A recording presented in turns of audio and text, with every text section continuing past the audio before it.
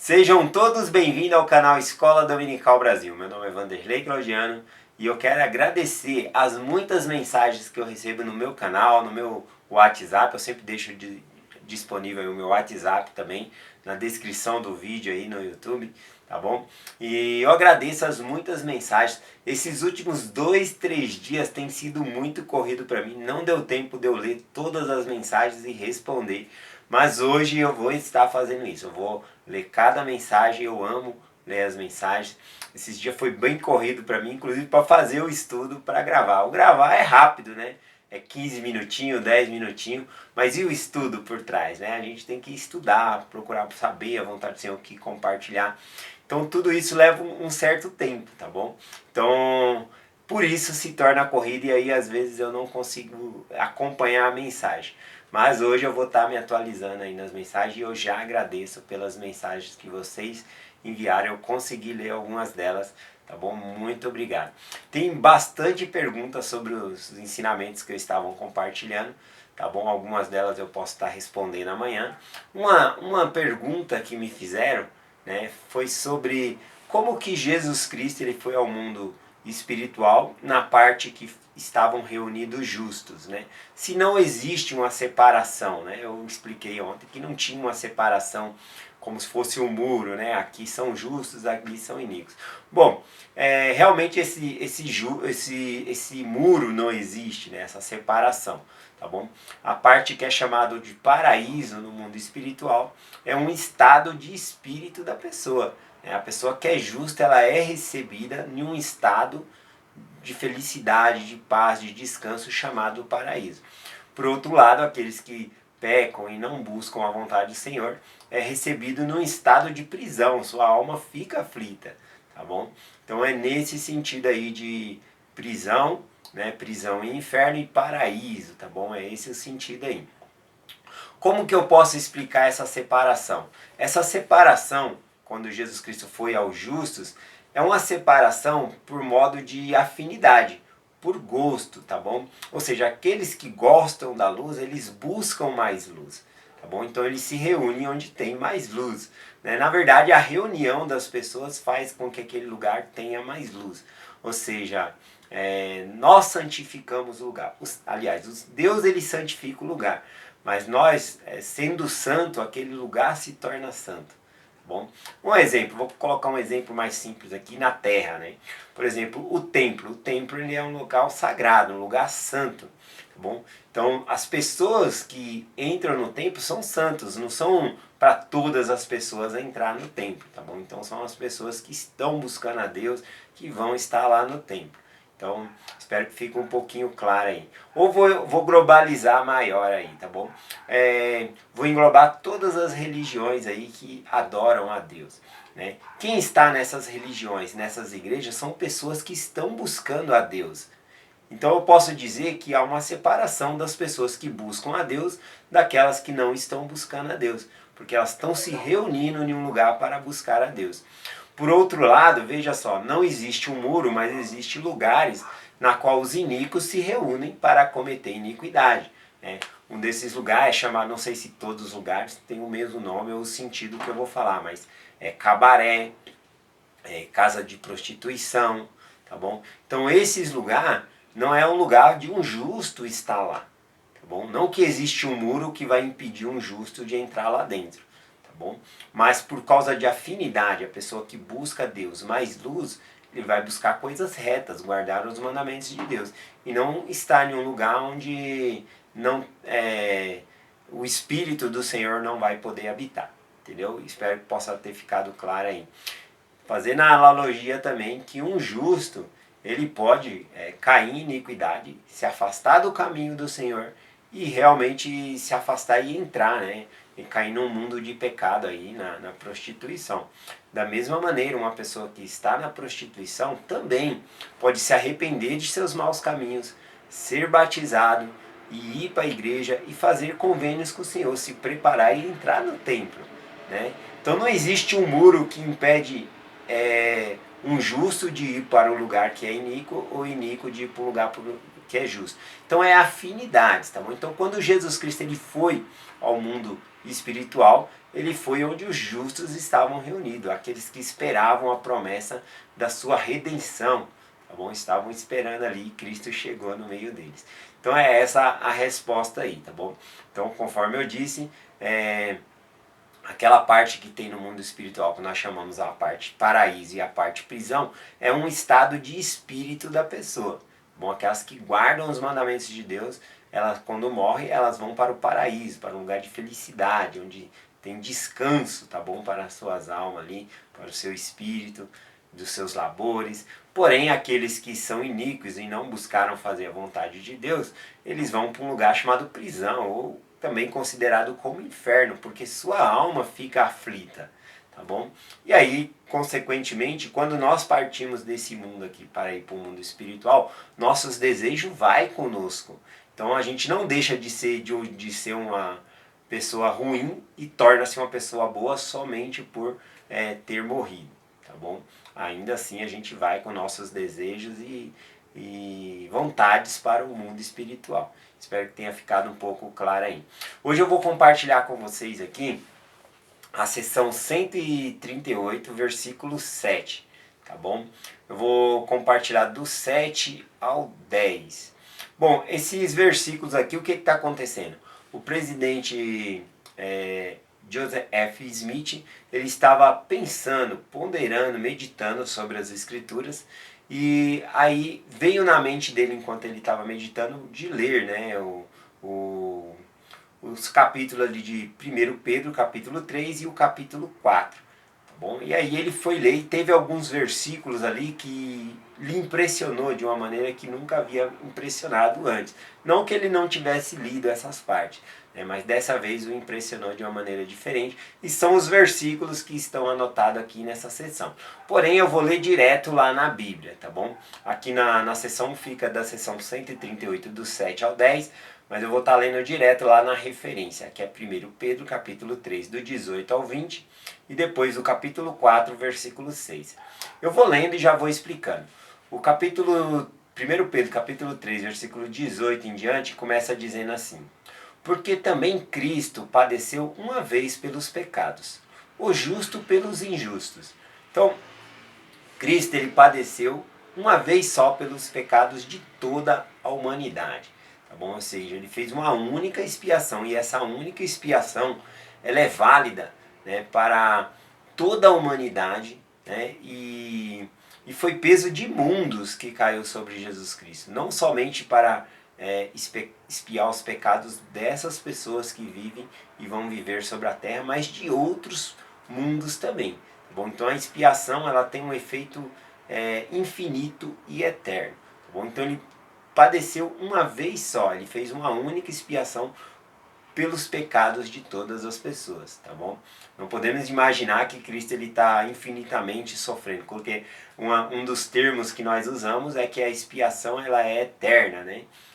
Tem um efeito eterno, não significa que ele vai estar sofrendo sempre. Ele padeceu esta vez aqui, o efeito dessa expiação, desse sacrifício, ele é eterno. Bom?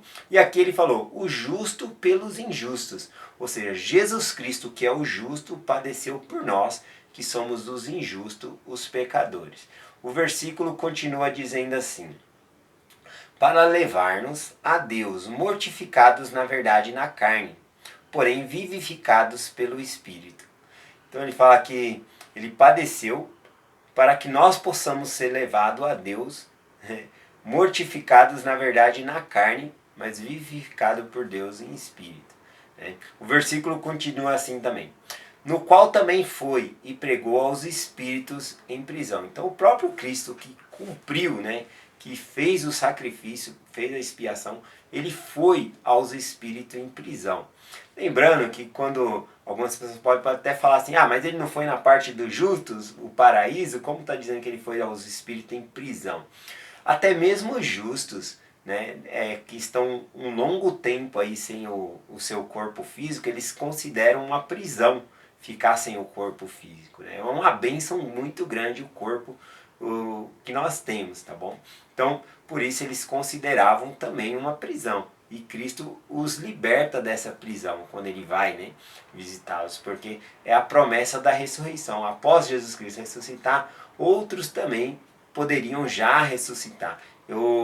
Mas a ressurreição, eu estou falando de tempo de ressurreição, né? Alguns já ressuscitaram logo depois que Cristo ressuscitou. Mas toda a humanidade vai ressuscitar, tá bom? Por causa desse grande sacrifício que Cristo fez. Então, quando ele fala que foi aos espíritos em prisão, ele está citando, mas é a parte aqui dos justos, tá bom? Que consideravam assim o seu corpo ficar fora do corpo, né? Uma prisão. Continuando. Os quais antigamente foram rebeldes, quando na longanimidade de Deus esperavam nos dias de Noé, quando se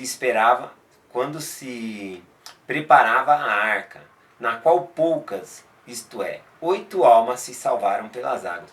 Olha aqui, então Cristo foi, inclusive, né, aquelas pessoas que já haviam morrido no dilúvio, todos os patriarcas, profetas estavam esperando Jesus Cristo, tá bom? Então aqui fica evidente que realmente Jesus Cristo foi, porque aqui diz a quem ele foi, né? Aqueles que morreram desde a época de Noé e outros que estavam lá. Então foi a esses que Jesus Cristo se dirigiu, conforme o escrito aqui. Já no 1 Pedro capítulo 4, versículo 6, também é muito interessante, que diz assim: porque para isso foi o evangelho pregado também aos mortos, para que, na verdade, fossem julgados segundo os homens na carne, mas vivessem segundo Deus em espírito. Interessante isso aqui, que fala que o evangelho ele foi pregado também aos mortos. Para quê o evangelho foi pregado aos mortos? Porque os mortos eles vão ser julgados segundo a carne, segundo o que eles fizeram aqui nessa obra, né, nessa terra. Então o julgamento é de acordo com as obras que eles fizeram aqui na terra. Tá bom? Nós realizamos os batismos vicário, né, por conta dessa pregação do evangelho, mas eles vão ser julgados de acordo com as obras que eles praticaram aqui na terra. E aí a parte que eu achei muito interessante que fala aqui, porém vivessem segundo Deus em espírito. A gente sempre usa essa frase, né, segundo o presidente Nelson, né, ou seja, são as palavras do presidente Nelson. Ou se eu falar, segundo o Vanderlei disse, né, então é segundo o que eu estou dizendo. Aqui está dizendo, né, porém vivessem segundo Deus em espírito. Então quando a gente não pode pensar que a gente vai estar vivendo em espírito com Deus. Não é isso que está falando. Está falando segundo Deus em espírito. Nós vamos viver com Deus em nossa própria carne. Nós vamos ressuscitar. Tá bom? Todos nós vamos ressuscitar e vamos poder viver com Deus, tá bom? Então é esse o sentido da mensagem aqui. Bom, para terminar a mensagem aqui, eu separei algumas coisas aqui que falam um pouquinho sobre o mundo espiritual, tá bom? Aqui no livro Doutrina e Convênio e o Futuro. Só me perdoem a correria mesmo, que não deu muito para fazer um estudo tão abrangente. E aí, quando tá assim, eu não consigo colocar muita descrição no vídeo, tá bom? Que eu sempre gosto de colocar as referências. Mas eu vou falar algumas delas aqui. Eu vou estar falando aqui sobre a página 85 do livro Doutrina e Convênio e o Futuro. E aqui nessa parte que eu vou ler, fala de uma conversa do presidente Heber C. Kimball, tá bom? O presidente Kimball. E ele estava falando com o irmão Grant, né? O irmão Grant, ele relata que ele visitou o mundo espiritual 2 noites seguidas, tá bom? E aí ele conta também que ele achou muito semelhante, ficou impressionado, porque o presidente Brigham Young já tinha visitado também o mundo espiritual. Tem partes desse relato lá em Princípios do Evangelho, tá bom? No mundo espiritual, naquela parte, fala do que Brigham Young ensina ali, ou algumas partes. E aqui ele fala sobre essa parte. Eu gostaria de mencionar algumas dessas conversas aqui do presidente Kimball e o irmão Grant. Diz assim, ó. Quem está narrando a história aqui, no caso, é o presidente Kimball.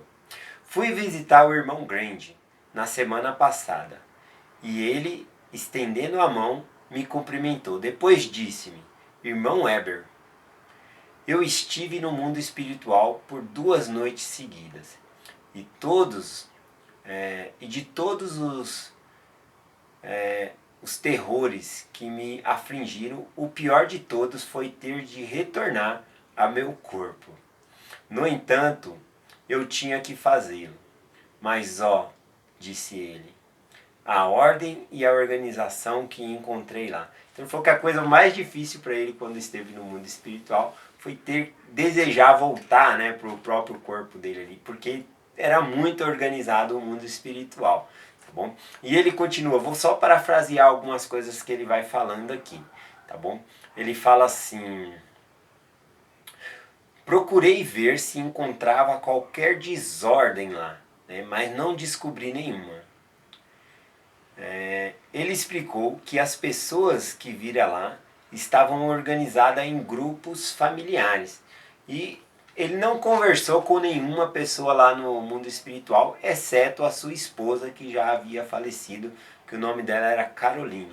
E a Caroline, inclusive, mostrou a pequena deles, né, que havia falecido por conta que os lobos devoraram ela. E aí ela pega e fala para ele aqui, aqui está ela, perfeita, em perfeito estado.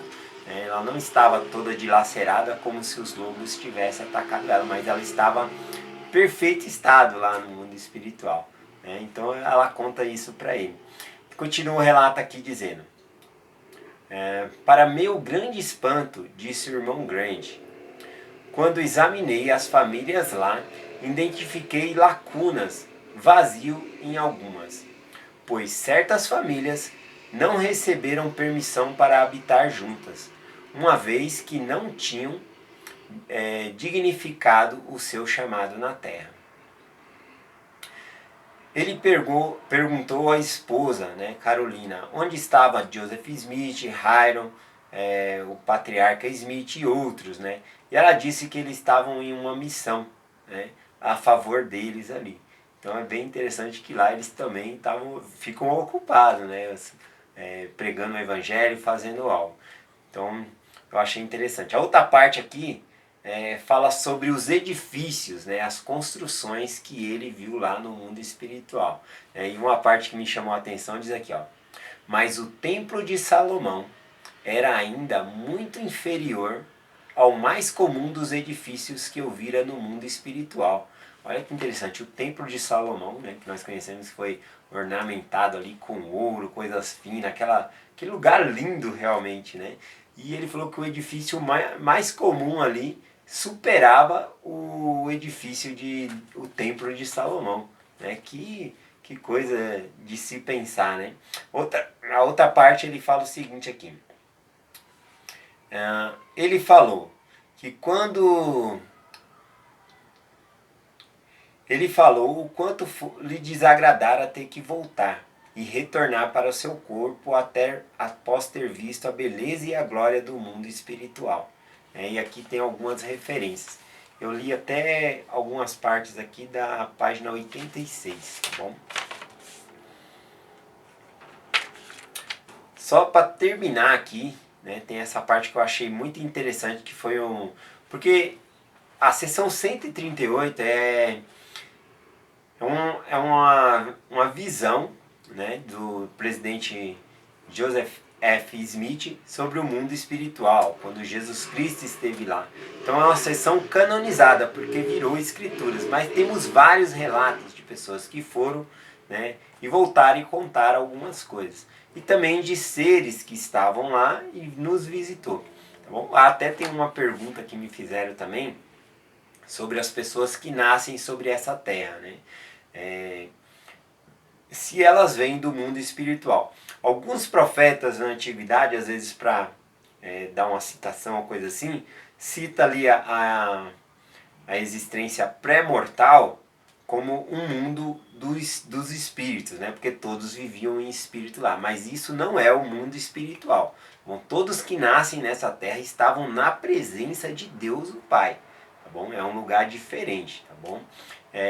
E também é mais correto, eu até mesmo para não ter confusão com o mundo espiritual, que que é aqui na Terra, que nós conhecemos, que é o mundo espiritual é o lugar onde nós ficamos entre o período da morte, tá bom? E a ressurreição. Esse é o lugar, o mundo espiritual, tá bom? Então, quando nós nos referimos antes de nascer, é melhor nós falarmos, como já por tradição, dizer vida pré-mortal, tá bom? Essa nossa vida aqui é mortal, então é uma vida antes dessa mortalidade aqui, tá bom? É errado a gente falar vida pré-existente, porque nós sempre existimos, tá bom? Então, o correto é falar vida pré-mortal.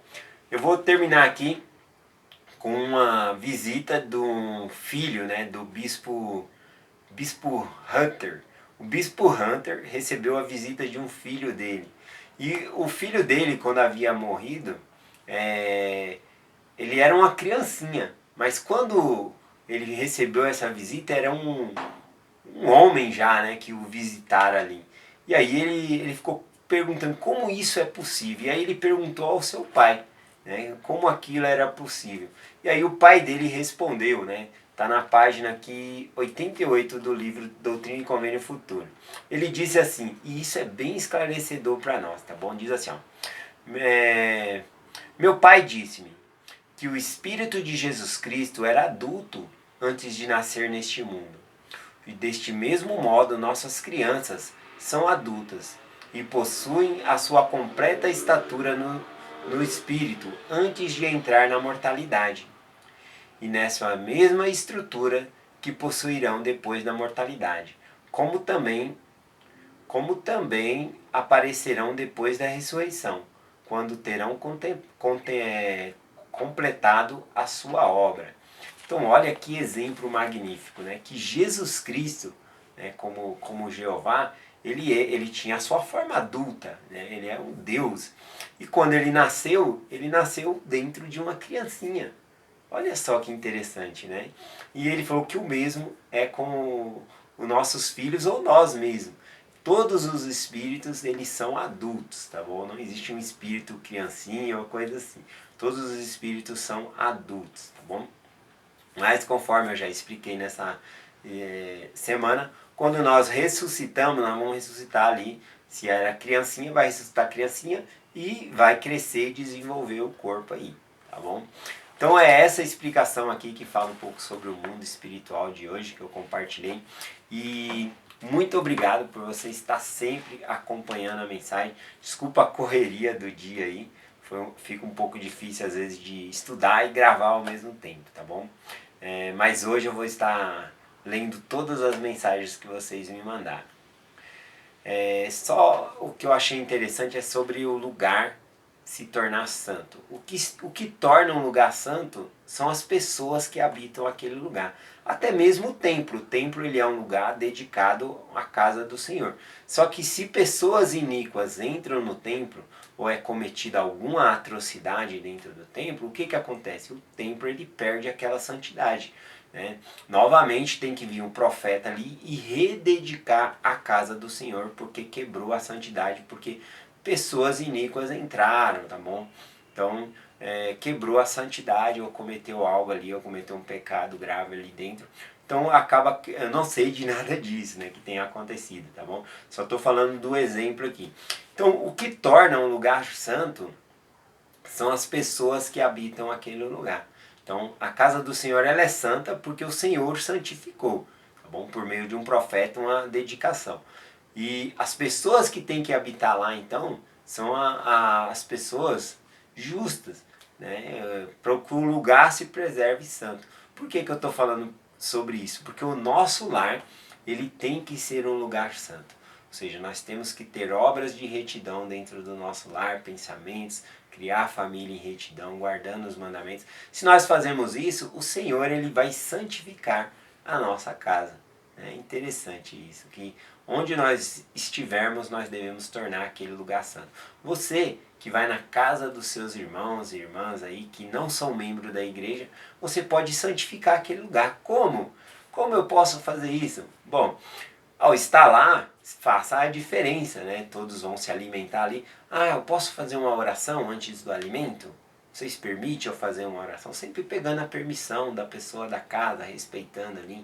Né? E isso vai fazendo com que outros lugares se tornem santos também. Então esse é o nosso desafio.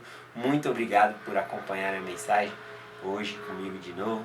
E amanhã tem mais e eu respondo mais algumas das perguntas que me mandaram. Bom, eu deixo essa mensagem com vocês. Olha, apesar da correria, tá bom? De esses 3 dias ter sido muito corrido, é um prazer enorme estar aqui com vocês e compartilhar a mensagem. Algumas pessoas até falam, nossa, seu olho brilha para falar do Evangelho, a voz muda. Eu não sou assim o tempo todo, mas para falar das coisas do Senhor, parece o Espírito do Senhor nos vivifica. Bom, então para mim não é sacrifício nenhum eu estar aqui e compartilhar essa mensagem com vocês. Eu gosto, tá bom? Apesar da correria, eu amo estar aqui. Bom, então eu deixo essa mensagem com vocês em nome de Jesus Cristo. Amém. Até amanhã.